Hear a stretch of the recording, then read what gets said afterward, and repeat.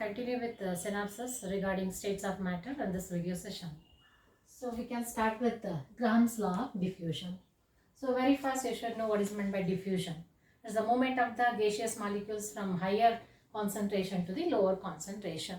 So that is the region where the density is more, from that region to the region where the density will be lesser. Here that diffusion can be explained by Graham's law, that is known as Graham's law of diffusion. As you know, you can just consider the pressure cooker. So once the pressure increases inside the pressure cooker, you can hear the whistle sound. So because the gaseous molecules are trying to coming outside the pressure cooker through a narrow aperture, that particular process can be called as effusion. So that means the diffusion process through a narrow aperture, the diffusion of gas through a narrow aperture or through a small hole can be called as what? Effusion. So that means effusion is also said to be what? Diffusion process. But that diffusion through a narrow aperture or the narrow hole. Example is through the pressure cooker you can consider. And as you know, here rate of diffusion is equal to volume of the gas divided by time. If the volume of the gas is more, the rate of diffusion is also more. If the volume of the gas is less, rate of diffusion will be less. And with respect to time, so initially rate of diffusion will be fast. Diffusion will be faster initially. As the time goes, the rate of diffusion decreases. Hence, rate of diffusion is equal to volume of gas divided by time. Even you can relate that volume of the gas to the number of moles of the gas. More the number of moles of the gas, more will be the rate of diffusion. And here that is also volume of the gas, it is related as number of moles of gas divided by time. Here we can write, we can compare with the two gases with two rate of diffusion which depends on the volumes. So T1, that is R1 by R2 is equal to V1 by V2 into T2 by T1. You can relate the rate of diffusion of two gases with different volumes with respect to time.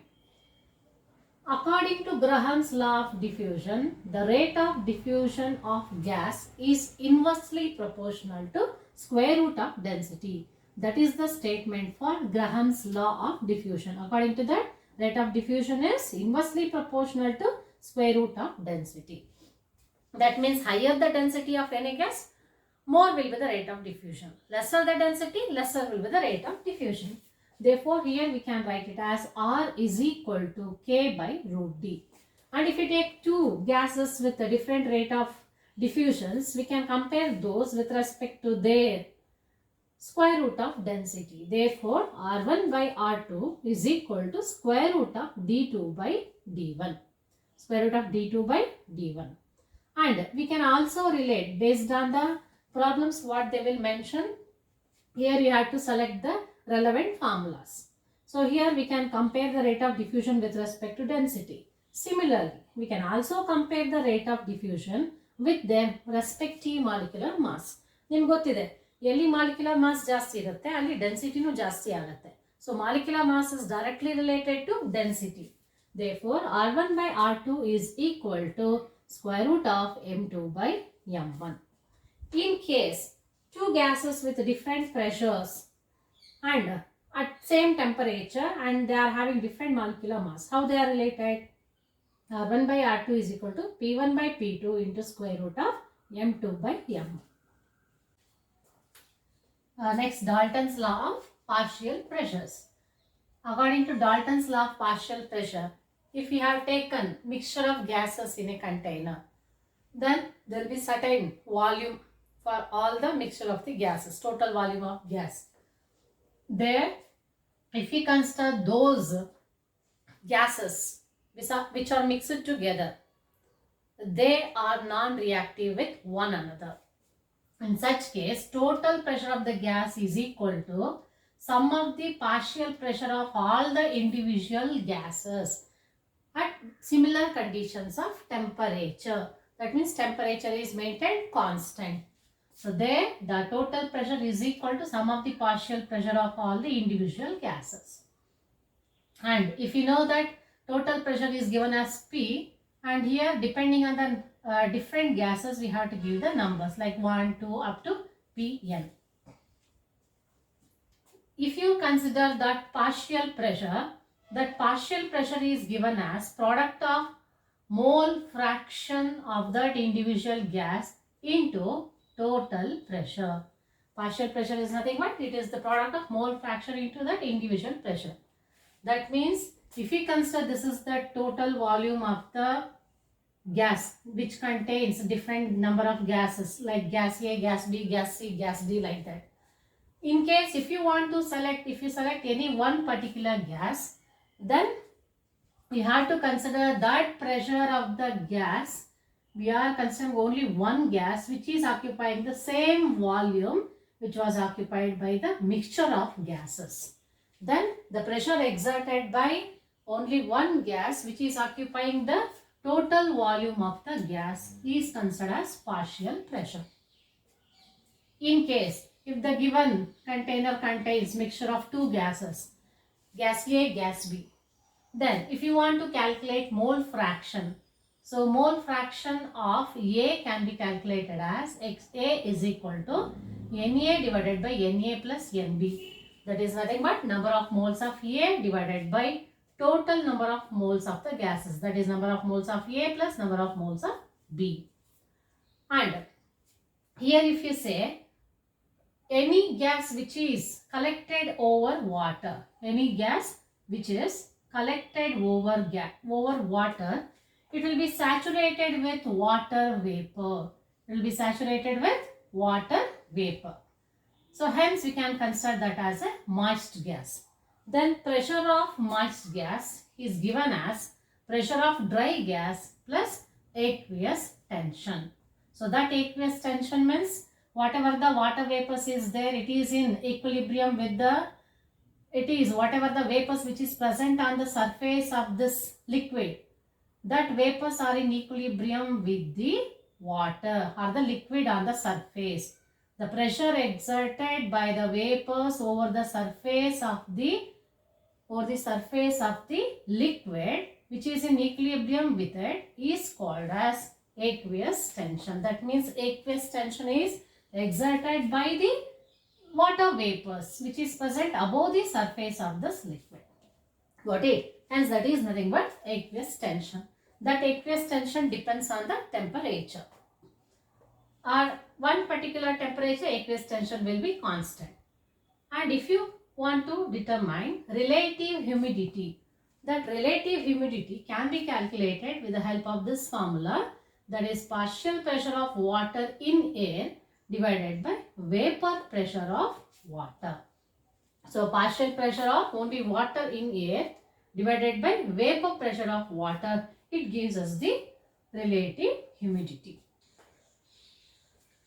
You should be much familiar about all the postulates regarding kinetic theory of gases.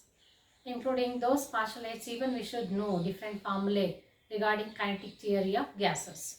So here we start with the kinetic gas equation. Here kinetic gas equation is given as PV is equal to 1 by 3 mc square.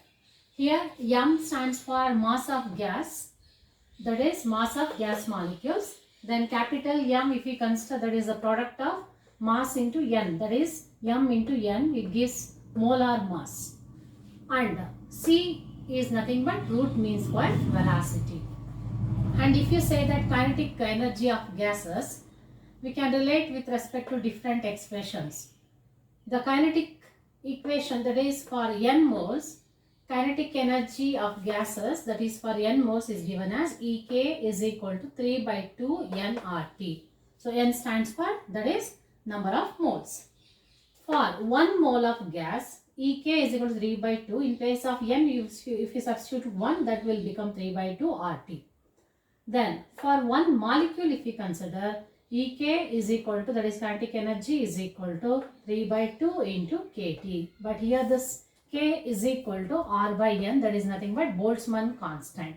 That is ideal gas constant value divided by Avogadro number, that gives the Boltzmann constant value, that is equal to 1.38 into 10 power minus 23 joules Kelvin inverse molecule, that is per molecule. And if you consider the relationship between kinetic energy, moles and the temperature. Here we can consider kinetic energy 1 divided by kinetic energy 2 with respect to different temperature. Then we can relate it as Ke1 by Ke2 is equal to N1 into T1 divided by N2 into T2.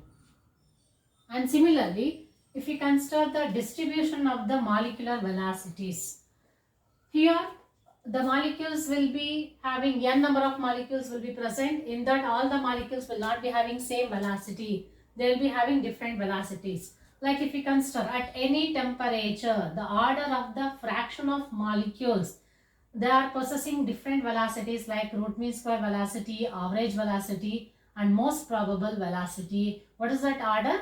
Root mean square velocity, the order of the fraction of the molecules.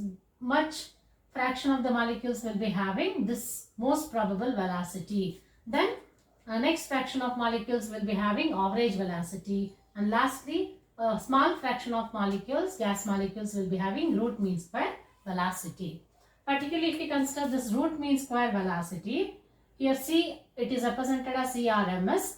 That root mean square velocity is given as, it is square root of the mean of the squares of the velocities of all the individual molecules. It is the square root of the mean of the squares of the all the individual gas molecules. That is nothing but root mean square velocity. And even you can relate that velocity as C is equal to square root of 3RT by M. Here R value constant, temperature and molecular mass. And in case if you have to solve the problems, if the data contains pressure volume, then we can find velocity as C is equal to square root of 3 PV by M. And if density is given, it is also equal to C is equal to root of 3 P by D. The D stands for density. And for one particular gas, which is at two different temperatures, then its velocity can be related as C1 by C2 is equal to square root of T1 by T2. But if we take two gases at two different temperatures, how we can relate their velocity? It is related as C1 by C2 is equal to square root of T1 into M2 divided by T2 into M1. We should be familiar about all these different expressions which are related with respect to the velocities as well as the energy, kinetic energy expressions. The next we can go for ideal gas, which is getting deviated to real gases. That means how it is possible to get deviation from the ideal gas behaviors.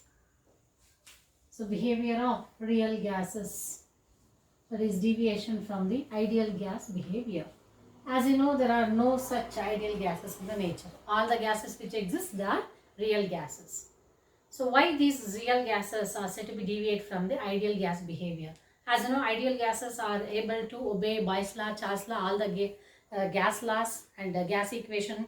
PV is equal to RT at all conditions of temperature and pressure. It is obviously impossible. So then these real gases, why do they deviate? Means because there were two failures with regarding to the postulates of kinetic theory of gases. There we can't accept two postulates. Which are those postulates? There are no attraction between the gaseous molecules. We can't accept that because even between the gaseous molecules there will be certain force of attraction. And another thing is the volume of the gas molecules is negligible when compared to total volume of the gas. Even we cannot accept that because even the gaseous molecules have got certain volume. Therefore, we cannot neglect even the volume of the gas molecules. Then they need to correct the ideal gas with the help of Van der Waals. Van der Waals has given the ideal gas, corrected ideal gas equation, that is called as Van der Waals equation. So, of course, if we consider this is that graph where we can find the deviation of the real gases from the ideal behavior. If you plot a graph of PV against P, then if it is a ideal gas, if it is a perfect gas, then you are about to get that straight line which is parallel to this x-axis. When PV is plotted against P, that is product of pressure volume, when it is plotted against pressure at constant temperature, then you are supposed to get straight line parallel to the x-axis.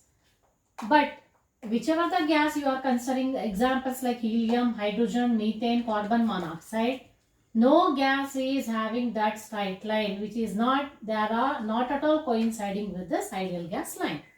So it proves that they are deviating from the real gas. Here we can say that that is very firstly helium and hydrogen, they are showing positive deviation from this ideal gas. The graph will be lying above even at low pressure as well as at high pressure. But if we go for higher molecular mass gaseous molecules like methane and carbon monoxide compared to hydrogen and helium, they are initially at low pressures, they are just deviating negatively and they reaches minimum. Again they rises like hydrogen and helium, they are again showing positive deviation with a rise in the pressure. Anyhow, we can consider only at certain conditions they can coincide with the line of this ideal gas, but not at all conditions of pressure and temperature. Therefore, here you can consider all these real gases are said to be deviating from the ideal gas behavior. And it is considered that some gases it is easy to liquefy and some other gases it is difficult to liquefy. It all depends on the compressibility factor. And now that compressibility factor is given as Z. So Z is equal to, what is that compressibility factor? Compressibility factor is nothing but it is a ratio of molar volume of gas to the molar volume of the perfect gas. So what is that molar volume of the actual gas, that is real gas, to the molar volume of the perfect gas. That gives us the compressibility factor value Z. In case if we consider that is a perfect gas, then if the real gas is said to be acting as ideal gas, both the values should be equal. Then if we consider x by x, that is equal to 1, then you will get, for any perfect gas, you will get that compressibility factor Z is equal to 1, exactly equal to 1. But no doubt you are getting Z value greater than 1 or lesser than 1 in these cases. In case Z is greater than 1, it is considered that it is showing positive deviation from the ideal gas behavior. And in case Z is less than 1, it is showing negative deviation from the ideal gas behavior. So negative deviation below this straight line, positive deviation above this straight line. Same gas can show both negative deviation as well as positive deviation at different range of pressure. As you can see here, at higher pressure values, all these examples, all these gaseous molecules are showing positive deviation. Got it? That is the thing. And in case if Z value is greater than 1, they are said to be showing positive deviation from the ideal gas behavior. If Z value greater than 1, it is difficult to liquefy those gases. If Z value is lesser than 1, it is easy to liquefy. Therefore, hydrogen and helium, they cannot be easily liquefied when compared to carbon monoxide and methane. Got it? And next, if we go for boil temperature. Boil temperature is represented as TB, and TB is given as a ratio of A by BR. Here both A and B are constants. Another one is R constant. And now what is this boil temperature? So it is the temperature at which real gas behaves as ideal gas. That is, they obeys ideal gas laws over a wide range of pressure. At certain range of pressure, they are obeying what laws? That is ideal gas laws. So at that particular temperature where they are able to obey like Boyle's law, Charles law and ideal gas laws, it is said to be boil temperature. And here you just remember, above boil temperature, real gas shows positive deviation. In case if you are considering any real gas, above that boil temperature, they will show positive deviation. And below the boil temperature, real gas shows negative deviation and they reaches minimum, and again with the increase in the pressure, they will show the positive deviation. That is with regarding to compressibility factor. And whatever that value you can consider, Z is equal to 1, Z is greater than 1, Z is less than 1. And if you go for Van der Waals equation, why you need to learn Van der Waals equation, as you know very well.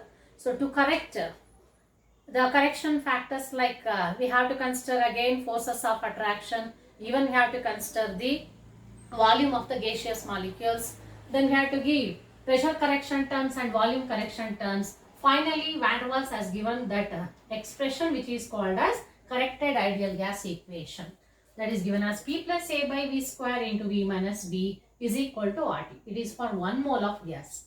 Similarly, if for n moles of gas, it is P plus AN square by V square into V minus NB is equal to nRT. To remember these expressions. And here, of course, they have introduced another constants like A and B. Here, A and B are said to be constant. They much dependent on the nature of the gas and they are independent on the temperature. They only depend on the nature of gas. And in case if you consider A, that A value actually it is regarding to the measure of the, it gives the that hint that the measure, what is that magnitude of the attractive forces between the molecules. It gives us information about the magnitude of the attraction forces between the molecules. What about B?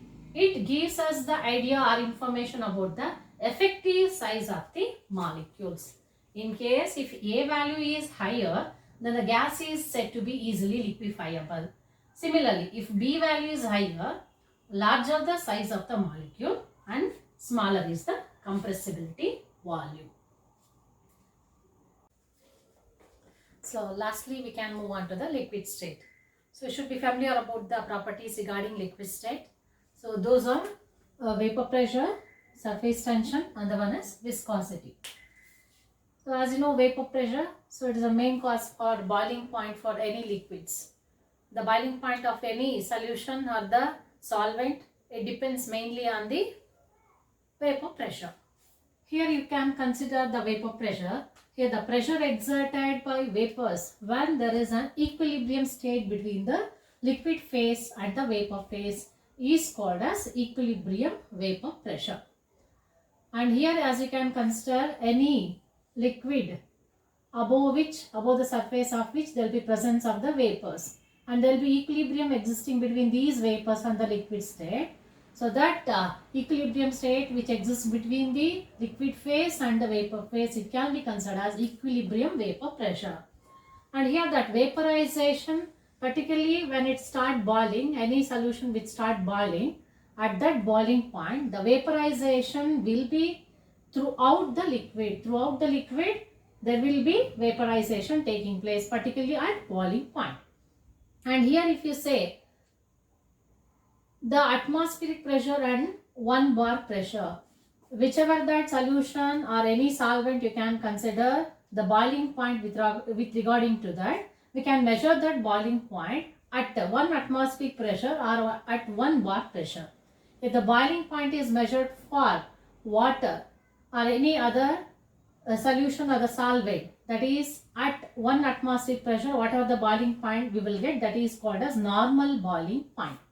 Example, water has got normal boiling point, that is 373 Kelvin at 1 atmospheric pressure. But in case if you consider the same, that is the boiling point of the water at 1 bar pressure or boiling point of any solvent at 1 bar pressure, that boiling point is called a standard boiling point. For water, the standard boiling point has given 372.6 Kelvin. Here you can make out the difference. Both are not uniform because 1 bar pressure value is way lesser than that 1 atmosphere. Hence there will be slight decrease in the standard boiling point when compared to normal boiling point. As you can compare here, it is 373 Kelvin, but it is slightly lesser, that is 372.6 Kelvin. You can easily guess at higher altitude, as the atmospheric pressure will get decreases as you move towards the higher altitude like hill stations, the boiling point is supposed to get decreased. That means as there is increase in the altitude, the pressure will getting decreasing and hence boiling point will also getting decreasing. And next, in a closed vessel, if a container, in a closed vessel, a liquid on heating does not boil. It will not boil. But what happens there? In spite of boiling, here the vapor pressure get increases And at a critical temperature, particularly at critical temperature, the temperature above which a gas cannot be liquefied is called as critical temperature. At that critical temperature, the vapor pressure increases and density of that liquid and density of vapor is said to be equal with one another. Next, if you move on to surface tension. So here that surface tension, what is that surface tension? It's actually the force acting along the surface of a liquid at right angles to any line of 1 unit length. If you consider this the surface of the liquid, you have to consider that perpendicular direction to the surface line of this liquid. The force acting along the surface on a liquid at right angles with that is to any line with 1 unit length, that is called as surface tension. And here that energy required to increase that surface area of the liquid by 1 unit is called as surface energy. The certain amount of energy we can consider that is helping to increase the surface area of the liquid by how many units? 1 unit. That energy will be considered as surface energy. So here that unit of surface energy is given as joules per meter square. And if you come for surface tension, that surface tension is both numerically as well as dimensionally equal to the surface energy. And what is that unit for surface tension? It is equal to Newton per meter. And here we can consider the liquid has got lowest surface energy when surface area is minimum. So that means with the decrease in the surface area, there will be decrease in the surface energy. Hence you can consider that water droplets, you can say as example. Why water droplets are spherical in shape? Because that surface energy will be very less. Therefore, water has got spherical shape with respect to liquid droplets. Next, last but not least, that is regarding viscosity. So here we can give different examples like water, then sulfuric acid. Even you can consider oil like castor oil. There will be difference in the viscosity from one liquid to the another liquid. So that viscosity is due to the attraction forces between one layer to the another successive layers of the liquid molecules. There will be layer by layer of liquid molecules. There will be certain forces of attraction existing between these layers, which gives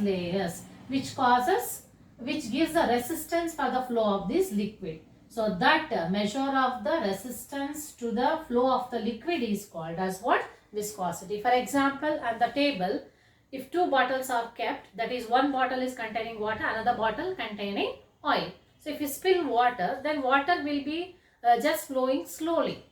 But whereas if you consider that oil will be just flowing faster or slowly. So water is flowing faster, but oil is flowing slowly. So that makes the difference with respect to difference in the viscosity.